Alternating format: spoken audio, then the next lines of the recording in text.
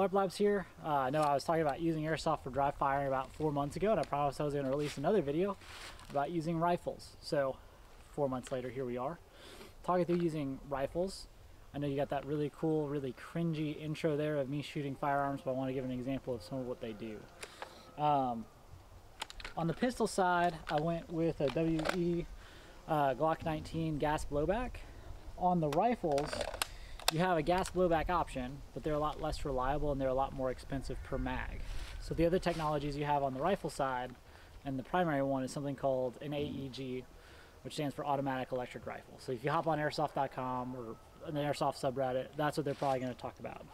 So what that means is this stock has got a battery in it that's running a motor in the pistol grip that pulls the cylinder back and drops it.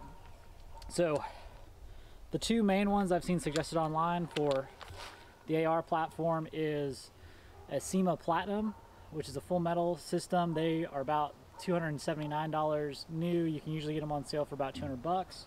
Or this is a VFC Avalon. They retail about $400, and then you can get them on sale for about $300 if you get lucky. So run through this platform real quick. Do it like grand thumb, really tip to butt here. Just kind of go over parts of it.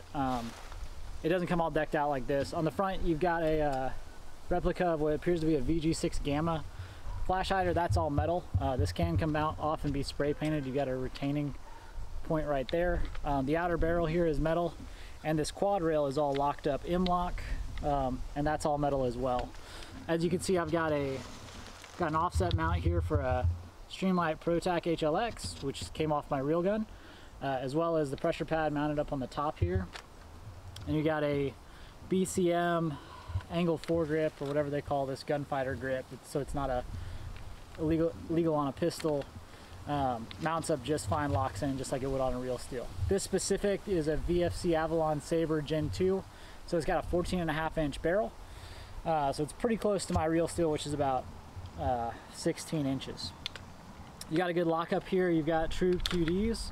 So this is my VTAC sling that came off my real rifle. This is my Midwest Industries QD. They work exactly like you expect them to. Rail is same as a real rail.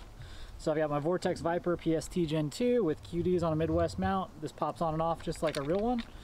Now where an AEG will let you down compared to a gas blowback is when you get back here to what should be the bolt catch. So none of this moves when you're actually using it. So when you pull that charging handle back like you would a real one, you'll pop this dust cover down. And what this is what we call a hop-up adjustment. So if you've never seen airsoft before, what this does is you turn it and it puts backspin on the BBs so you can shoot them more accurately further. So that's all this does. This doesn't move. You will not get a last round bolt hold open, anything like that for practicing emergency reloads. You will on a gas blowback system, but gas blowbacks are more expensive, and the mags are all about 50 bucks a piece, and they don't work in cold weather. So it's about 46 degrees outside right now.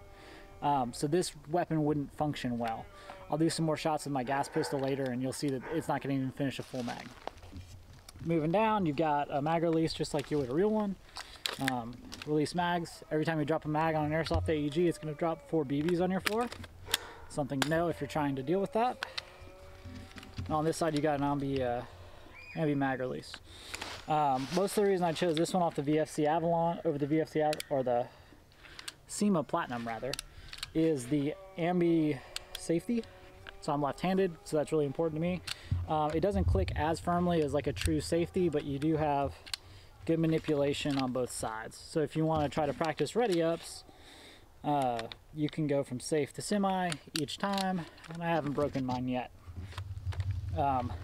Back here on this one, they've got sling points for a clash hook, which is what I'm using on this one.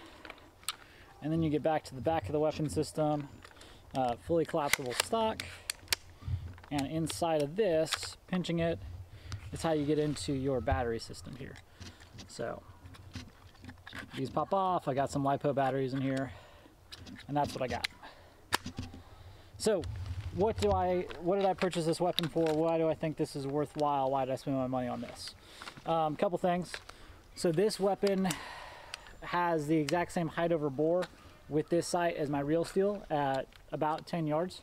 So it gives me the ability to do ready ups and that sort of thing at a less expensive price point. You've always got the opportunity to do force on force with these, and these do a lot better at the bigger ops. So if I was doing it just for like dry fire practice in my garage, I probably would have gone with a gas blowback weapon system.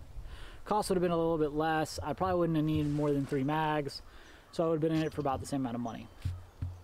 T-Rex Arms talked about going to a big milsim event, and I've got a big group of guys in my area that play airsoft that I found out about 40 people to get together once a month.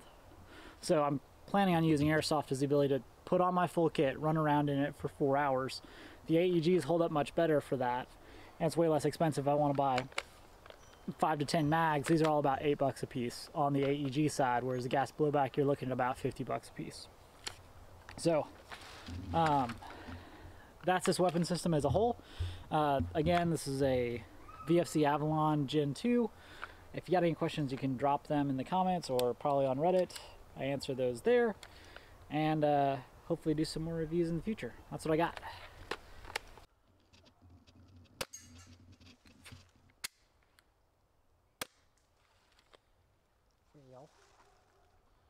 Well, this is why gas blowbacks are bad in cold weather.